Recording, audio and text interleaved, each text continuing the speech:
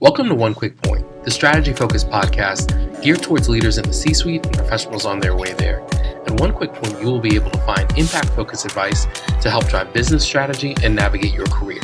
I'm your host, James Walker. Let's jump in. So, news inspired today by WSJ's CMO Today email newsletter. If you don't subscribe, I definitely would recommend it. It's a great way to kind of catch up on what's happening specifically within the CMO market. So, caught my attention.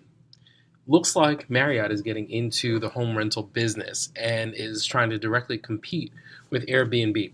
Now, full disclosure, Airbnb is a client of my employer. They're not my client. So anything I say here is actually just my thoughts on the situation. I have an interesting relationship with both Airbnb and Marriott. Love Airbnb, have used it mainly on international trips. When I went away with my cohort from NYU Stern to Prague, we did a layover in Amsterdam and wanted to go around and see the city. So we actually ended up getting a few Airbnbs to share with the group. And it was an amazing experience, really seamless. I gotta say, I love the connection that you could have with your host and really work together on making it an amazing experience if you're able to do that. So I've sampled that, and then I've also used some Airbnb-like types of services when I went and did a trip in Paris and London a few years ago as well. On the other side, my wife got me into being very Marriott loyal in terms of the hotel experience. So we've used credit cards from them before, so we're big on the loyalty points and that whole game. But I've come to kind of get a sense of the brand and what kind of comes with that, from getting status on that side. So I understand a little bit about the experience on both sides, and I find it interesting that they're both playing in each other's pockets, if you will. So Airbnb, of course, is marching towards IPO, so it's getting everybody in the hotel industry very scared. But then if you think back a little bit, they also invested and purchased Hotel Tonight, which is basically a search database that holds inventory within hotels. And it's not tied to a specific hotel or experience. You just basically put in, I'm looking for a room in this city this night, and they'll serve you back with some options and get you booked. So it's a pretty quick process.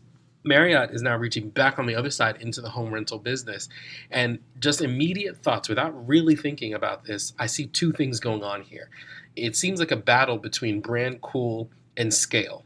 Of course, Marriott making this move and announcing this move before Airbnb hits IPO definitely is going to impact what investors could think about the value of Airbnb and how it lasts. But once again, the things that are battling here, brand cool and scale. It just seems like Airbnb has got that cool factor that people are interested in because of the unique experiences that are brought to you by the host and the environment. That's something that they were pushing against and were able to use to differentiate themselves in the market when compared to hotels. But then when you start to think about Marriott, they're good at scale. They're very good at rolling things out and providing a consistent quality and level of service. So that is something that can't be sneezed at. What it seems to me on its face is that Marriott reaching into the home rental space seems like it would be more interesting to the potential owners for Airbnb because of what you have in terms of scale, the cleaning services, the way that you could design a space. It seems like the back-end business of decorating and maintaining these spaces Marriott will be able to do very well. But will they be able to get that cool factor to attract the audience that's interested in it? I don't know. Maybe they'll be able to pull into it this type of more luxury feel that people might be interested in. A connection to a bigger brand where they feel like, okay, if something doesn't quite go right, I have a little bit more recourse, I have more options. That is something that will be of interest, I think, to customers. But I think they've got to figure out that cool factor and who their core audience is that they're going to try to attract with this. I'm sure they've thought this through, but they've got to communicate that and market that in a way that draws people in and gives that experience that I think is inherent in Airbnb's offering and positioning right now. That I think is a challenge and something they're going to have to work through in the weeks and months ahead if they want to pull this off in a way that makes a real impact. Because just looking at some of the numbers from WSJ, it seems that the number of rooms that are listed, Airbnb has 4.92 million. But then you look on Marriott's side, it's about an estimated 1.29. That's a big $3 million gap about in terms of what they are currently offering. So if you're looking at it, they've got a large market. They've got that younger market that's into the difference in the experience, not necessarily that brand consistency. Question is, maybe they'll be able to pick some people off on the higher end of that Airbnb scale in terms of age. Who knows? But I think that that's something that they have to grapple with. How do you use your scale to make it more interesting and think about a little bit of more brand cool in what you can pull in?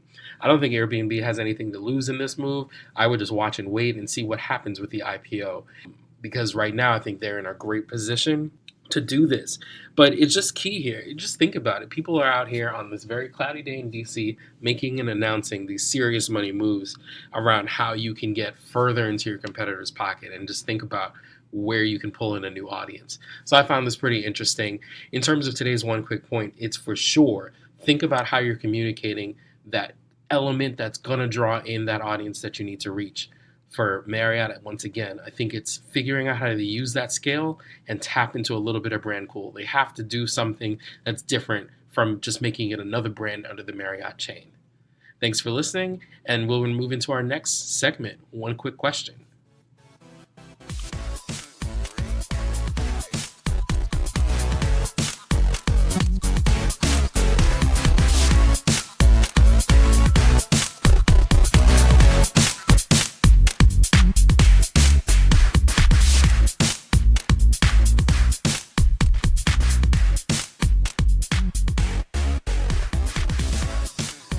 So today we're going to launch a brand new segment called One Quick Question, featuring questions from you, our listeners, about what you are interested in terms of brand, PR, marketing, and business.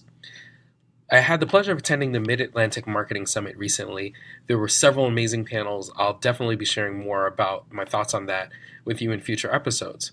The question today came up during a social media outlook panel. Several people were featured, but one in particular caught my attention. Luis Gonzalez, head of digital for DC United, the soccer team here in Washington, DC.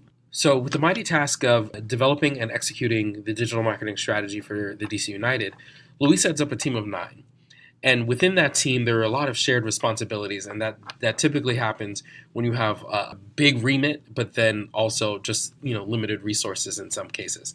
So the way that the team is broken up, people are sharing responsibilities, for example, as simple as running Instagram, but then also carrying and feeding the email marketing team, or thinking about how you're managing Twitter, but also thinking about customer service and the PR aspects of things. So there's a good balance between what people are doing.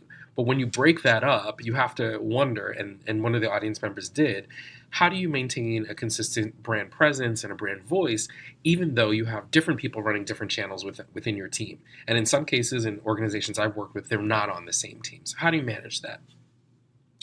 Luis had a great response because he's really thinking about how this is rolling out. The brand consistency is there, I think, built into the strategy. You have to articulate clearly how you're setting that up.